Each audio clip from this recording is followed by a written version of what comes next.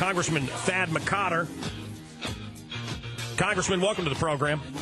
Hey, Mancow, thanks for having me on. I'm just looking at Michael Savage's new book here, Trickle Up Poverty, Stopping Oblablah's Attack on Our Borders, Our Economy, and Our Security. Very funny. Just got it. All right. Well, there you are. You're chairman of the Republican House Policy Committee, and I saw your op-ed. Let's talk about the president's missed opportunity, Congressman. What was it? What is it? I think it was an opportunity to condemn Iran for its tyrannical regime and its treatment of its own citizens. You know, Mancow, there are a lot of people who think that that type of statement is not important, but we see history.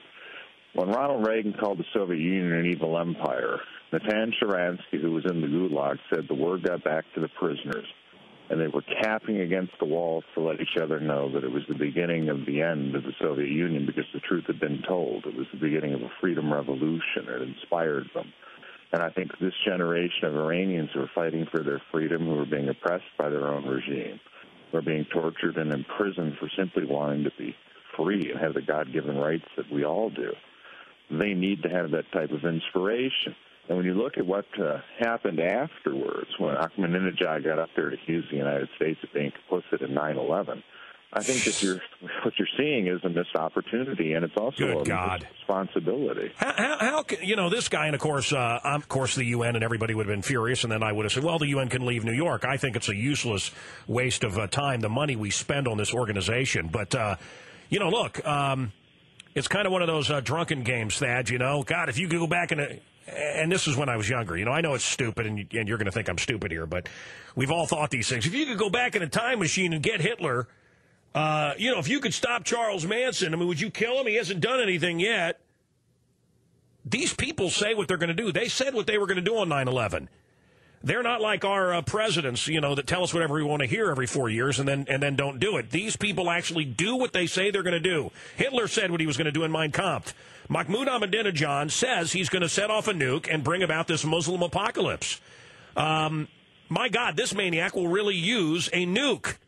And he's threatening us. He's saying 9/11 didn't happen. The Holocaust didn't happen. And Obama says nothing. I mean, you want to talk about a missed opportunity. Why didn't we fight back, Congressman? Well, you're right. You're right, man. How the parallels are there. You remember Churchill recognized Hitler as a, quote, gutter snipe and said that the roadmap that he had put forward for leading to World War II was in Mein Kampf, and you had the quote-unquote sophisticated British foreign diplomats saying, oh, no, he's just saying that for domestic consumption. When a lunatic says he wants to kill you or nuke your country, it is best to take him at his word and take action appropriately to prevent it. And what we're seeing now is an attempt by the administration to say that they can work with a regime like that. You cannot barter with butchers. You have to deal with they're cavemen. They're primates, and we really see an administration that is, in my opinion, anti-Israel. Well, Rahm Emanuel's Jewish. I don't care. Certainly, we need to level these facilities, or we need to let Israel unleash their fury. Instead, this guy pretty much is doing what he wants. And, you know, Farrakhan, the man who used to be celebrated at Oblablah's church. I mean, can you imagine in any Christian church, and the liberal media gave this a pass, can you imagine any Christian church in America celebrating Reverend Farrakhan, the anti-Semite? It's outrageous, and that's who our president palled around with. Remember, I knew him years before he was anybody, and I know about this church. I mean, it's radical. It's anti-American. Farrakhan had a secret meeting with this leader of Iran. Why wasn't Farrakhan arrested for being a traitor? It is treason, isn't it, Congressman? Because they've not been identified by this administration as a threat to the Constitution. So what happens is you have the opportunity now. Instead of seeing people like Ahmadinejad meeting with Americans and having a ball at the UN, which I think actually, Mancow, is worse than useless. It's injurious. It's a global tammany hall that's against American interests. Yeah. When you look, you have a peaceful freedom movement in Iran to support. It's very akin to the support of the movement of the dissident movement within the Soviet Union, and more importantly, of the solidarity movement in Poland and elsewhere throughout the captive Eastern Bloc at the time, where the peaceful implosion of people seeking their liberty and deposing these regimes is a possibility in Iran that has to be pursued, and the inability and the refusal of this administration to fully support that regime is not allowing that to happen, and we're heading towards a much more dangerous situation where different types of actions may well have to be taken. Well, I think you're right on. I'm loving what you're saying. I'm loving what I'm hearing in my headphones. Any thoughts on Colbert speaking before the government there? I thought that was embarrassing. Your thoughts, Congressman Thad McCotter? Well, I was glad it wasn't on the committee. I mean, to have to sit through it. And I think even the majority leader, Steny Hoyer, said it was an embarrassment.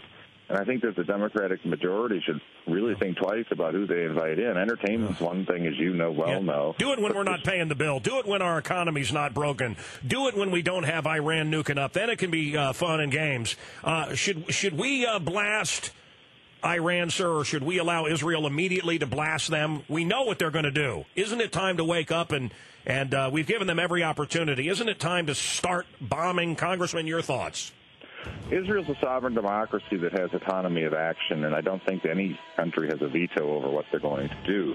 But I again go back to the fact that you have a peaceful democratic movement in Iran that should be nurtured and fostered, and you can have a peaceful implosion without the necessity of the resort to arms. That's what's so frustrating about what happened at the UN. Well, and how frustrated are you? I mean, if you recent history, not GW, but the original President Bush, he really abandoned those people.